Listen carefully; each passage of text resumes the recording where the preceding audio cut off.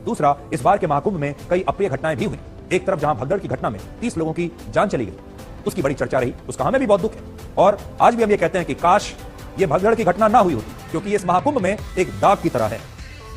पूरा महाकुंभ बिल्कुल ठीक ठाक अच्छी तरह से निकल गया, लेकिन उसमें एक दाग लग गया, और वो दाग यही था, 30 लोगों की जान चली गई, 30 भक्तों की जान चली गई भगदड़ की वजह से, और ये जो दाग है ये कभी भी मिटेगा नहीं। दूसरी तरफ इसी महाकुंभ में लोगों ने अमीर और गरीब को मिलने वाली सुविधाओं में एक बहुत बड़ा अंतर भी देखा, और इस महाकुंभ में वीआईपी कल्चर को लेकर बहुत बड़ी बड़ी बातें हुई, और इन सारी बातों के बावजूद करोड़ों लोगों ने इस महाकुंभ में शामिल होकर अपनी अंतरात्मा और मन को मजबूत किया। तो अगर आप हमसे पूछें, इस महाकुंभ को याद तो इसलिए भी किया जाएगा क्योंकि इसमें 30 भक्तों की जान चली गई, और काश वो घटना ना घटी होती, लेकिन इस महाकुंभ ने सारी जातियों को तोड़ दिया।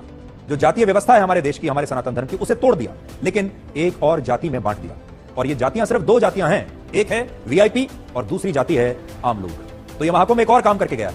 पुरानी अगड़ी पिछड़ी जातियां, ओबीसी जातियां, उन्हें तो हटा दिया, लेकिन नई जाति देकर गया, वीआईपी जाति और आम जनता की जाति। ये 2 जातियां हैं जिन्हें आज हमें मिटाने की आवश्यकता है।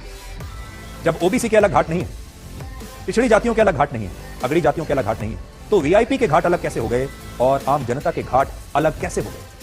आज ये बात समझने की है इस देश को। इस देश में जो लोग सरकारें चला रहे हैं, जो लोग पैसे वाले लोग, जो बड़े बड़े पदों पर बैठे हैं, आज उन्हें यह सोचना होगा कि जब पूरी जातीय व्यवस्था खत्म होगी, जब सबके लिए एक ही घाट है, तो फिर वीआईपीओं के लिए अलग घाट क्यों है और आम जनता के लिए अलग घाट क्यों है? ये इस देश की आम जनता हमारे देश के नेताओं से और हमारी सरकार से पूछे।